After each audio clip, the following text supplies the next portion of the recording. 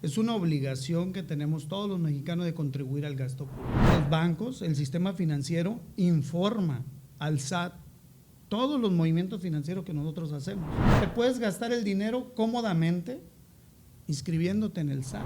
Puedes inscribir, declaras. El que tú te inscribas no necesariamente tienes que pagar impuestos gravosos o en ocasiones ni siquiera pagar impuestos. Por el hecho de realizar una actividad económica, tú ya causaste impuestos. La consecuencia, una infracción, una multa y puede llegar al delito. ¿Y cuál es el procedimiento básico para registrar una empresa? Fácil. En nuestro país. Fácil. Díganos, anótenle ahí. A mí me parece...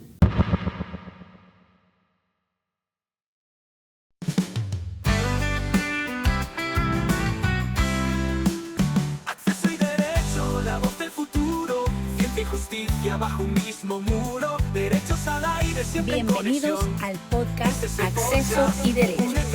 El acceso a la justicia explicado en nuestro idioma.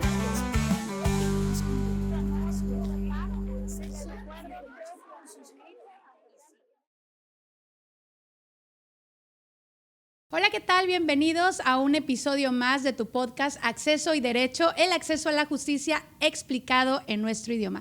Y el día de hoy tenemos un tema bastante interesante que nos los han pedido bastante.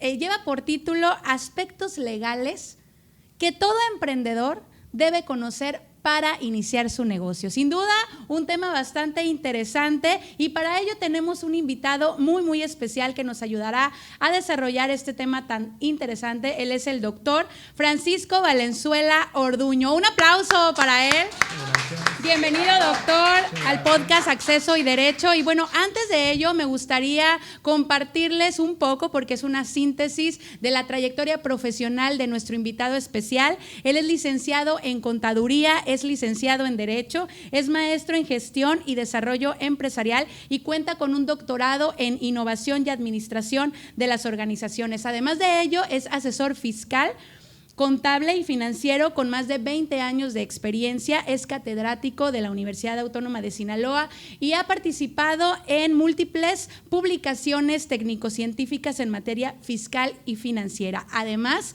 ha participado en diversos congresos nacionales e internacionales en investigación. De lujo, nuestro invitado especial, doctor Francisco Valenzuela, bienvenido al podcast Acceso y Derecho. Muchas gracias por la invitación. Agradecer al podcast Acceso y Derecho por esta invitación. Definitivamente la información que se vierte en este podcast es de gran interés, de gran pertinencia. Entonces, agradecidos y honrados de estar esta tarde aquí con ustedes. Muchísimas gracias, doctor. Y bueno, es importante primeramente, antes de entrar al tema específico de este podcast, decirles que estos temas son muy interesantes porque a veces muchos de los jóvenes o incluso adultos que quieren emprender o iniciar un negocio, de repente se encuentran con barreras que las mismas personas nos ponemos o creamos. ¿Por qué? Porque, bueno, nos intimida, tenemos temor por el desconocimiento, sobre todo en lo que tiene que ver con aspectos legales.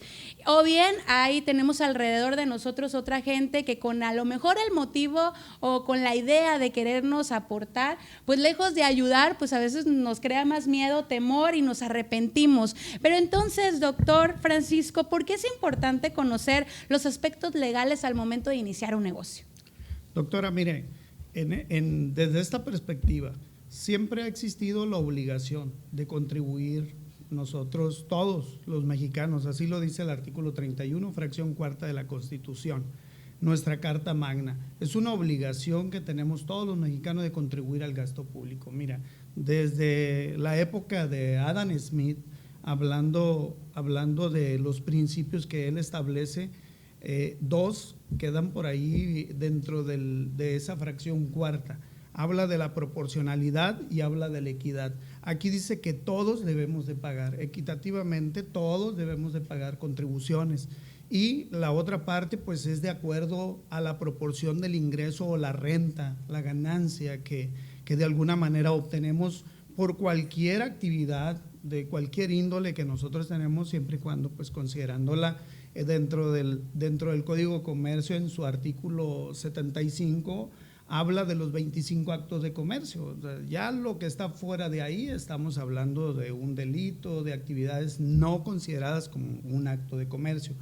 Un acto de comercio, todo aquello que te genera una rentabilidad, un lucro, y entonces desde esa perspectiva podemos nosotros hablar de muchos regímenes fiscales que podemos estar inmersos o podemos estar sujetos y aún sin saberlo nosotros. Es importante que todo emprendedor, todo inversionista conozca de la materia fiscal. Definitivamente que es algo muy importante, porque de repente nos asustamos, de repente nos informan, ¿no? Como usted bien dice. O desinforman. Nos desinforman, pues de repente dicen, no te inscribas en el Registro Federal de Contribuyentes, eso es malo.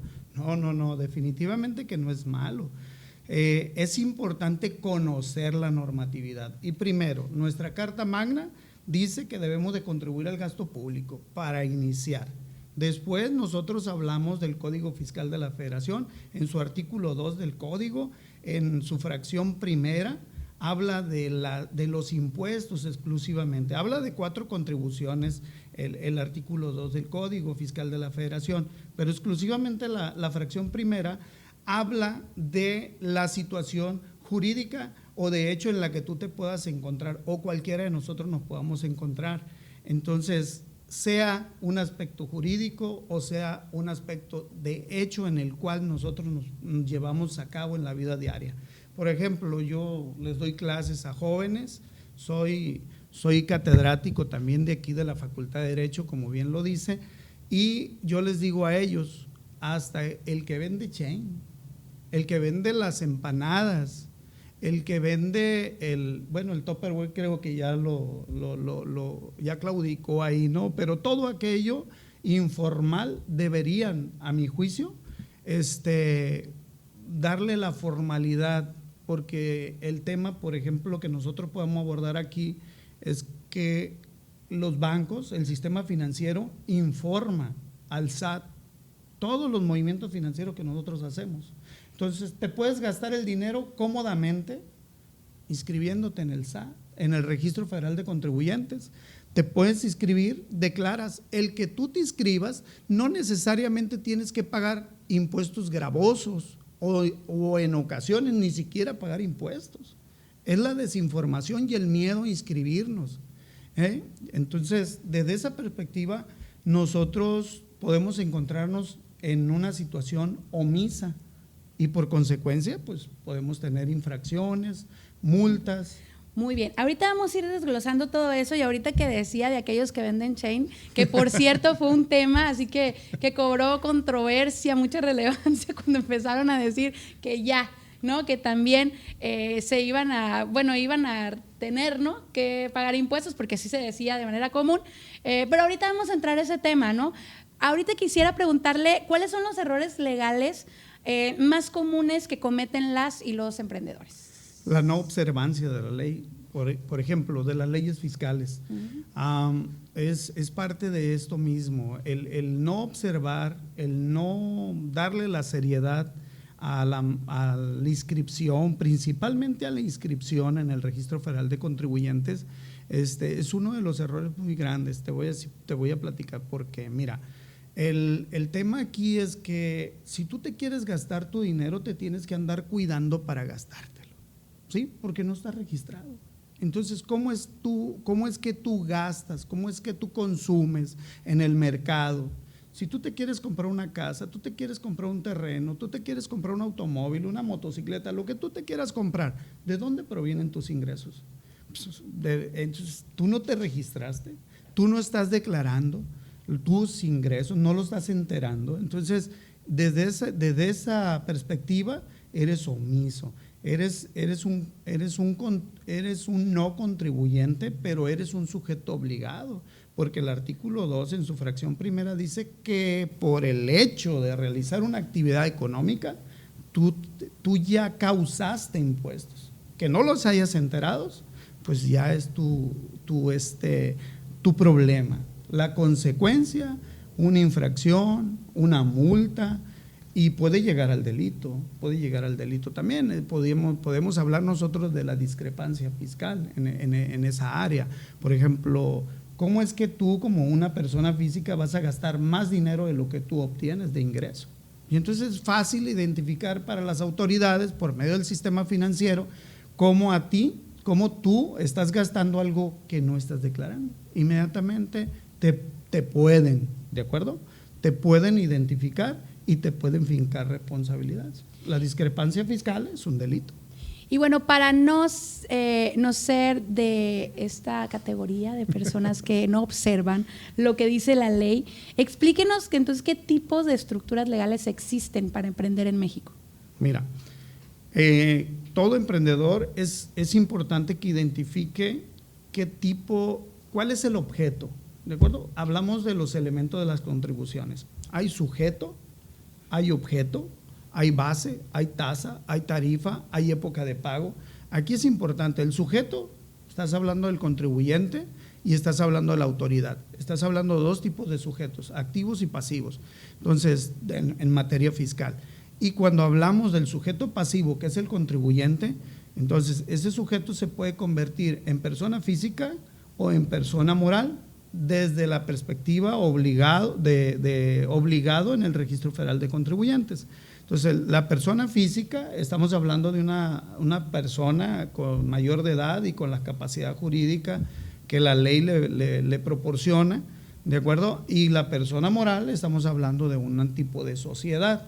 La constitución, el acta de constitución de esa sociedad, pues se pueden brindar de diferentes categorías, porque nosotros podemos hablar de una empresa como una sociedad anónima, una sociedad civil. Cada una de ellas tiene tú cuando le vas a recomendar a tu cliente, primero le tienes que preguntar a qué se va a dedicar, cuál va a ser su objeto. Y entonces, dependiendo de su objeto y cuáles son los ingresos que de alguna manera se pudieran estimar, entonces se pudiera hacer una valoración y algunas características más. Entonces, desde esa perspectiva hablamos de personas físicas y personas morales. De repente el emprendedor, los ingresos, por ejemplo, de un régimen como el RECICO, el régimen simplificado de confianza, estás hablando de 3.5 millones de pesos en el año. Entonces, no hay necesidad que si tú tienes ya considerado 2, 3 millones dentro de tu proyección, dentro de tu investigación, dentro de tu viabilidad financiera, tú ya tienes unos montos definidos, entonces puedes definir tu régimen fiscal. Entonces, como un RECICO, por ejemplo, el RECICO es un régimen fiscal flexible en México, como no llevar contabilidad simplificada, pagar prácticamente con una tasa de manera directa. Es algo fácil para un emprendedor, definitivamente, y eso se hace por medio de una persona física como tal, único. Si tú quieres constituir una sociedad, pues le va a costar al emprendedor alrededor de 10 hasta 12, 13 mil pesos, un acta constitutiva, el registro, la inscripción del documento en el registro público. Entonces, esas dos formas de constituirse en materia fiscal son las que nosotros tenemos, o las que se tiene más bien la legislación. Y dentro de esas dos figuras jurídicas existen regímenes fiscales. Los regímenes fiscales pues tendría que ver dependiendo a qué nos vamos a dedicar, cuál va a ser el objeto. Todo giraría a raíz del tipo de negocio. A raíz del tipo de negocio. ¿Y cuál es el procedimiento básico para registrar una empresa? Fácil. En nuestro país. Fácil. Díganos, anótenle ahí. A mí me parece que es fácil. Mira, todo y nosotros gira, quebrándonos la cabeza y las uñas. ¿Qué voy a hacer? Todo gira. Es que estamos de repente desinformados. Esa es la realidad. Bueno, yo considero que eso es. Entonces, todo gira alrededor de algo que se llama, le han cambiado de nombre, la FEA, la firma electrónica avanzada. La FIEL, que se convirtió en infiel de repente, ¿no? Entonces, ahora es la e-firma, es lo mismo, es la firma electrónica que de repente, no de repente, tenemos la obligación de obtenerla y con eso tú haces los trámites que tú consideres. Con la firma electrónica tú te inscribes en el portal del SAT y tú eliges tu régimen. Tienes la oportunidad de elegir tu régimen de acuerdo a un cuestionario que te practica a la hora que tú estás capturando. Entonces te pregunta qué tipo de ingresos tienes, que si vas a tener trabajadores, que si eres residente en México, que si eres residente en el extranjero, que si te dedicas a fabricar, que si te dedicas a transformar materia prima, que si es el comercio, y te va dando la clasificación en la misma plataforma, tanto para personas físicas como para personas morales, y es simplemente con tu firma electrónica. Definitivamente es importante tenerla, es súper importante, porque además de la plataforma del SAT, ya en el IMSS también se necesita, ¿de acuerdo? En la plataforma del Infonavit también lo necesitas. Entonces la firma electrónica se vincula, te la da el Servicio de Administración Tributario, pero se vincula en el Instituto Mexicano del Seguro Social, en el Infonavit, para que tú puedas realizar tus trámites también ahí. ¿Cómo se puede evitar la burocracia o para agilizar, los trámites? Mira, yo empecé a estorbar en el 95, imagínate, ¿de acuerdo? Y les digo yo a mis alumnos estorbar, porque primero somos estorbantes A, B, C, y luego auxiliares A, B, C, y luego trabajamos, ¿de acuerdo?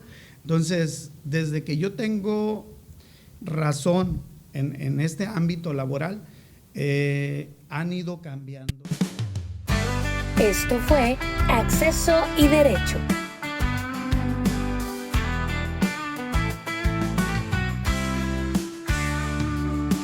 Abre tus ojos, escucha la voz.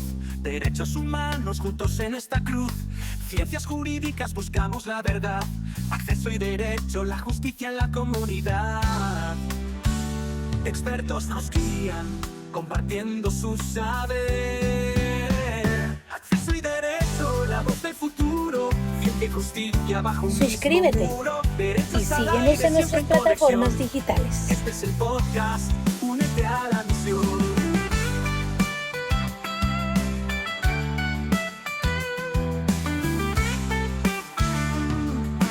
Cada semana media hora de pasión, entrevistas profundas.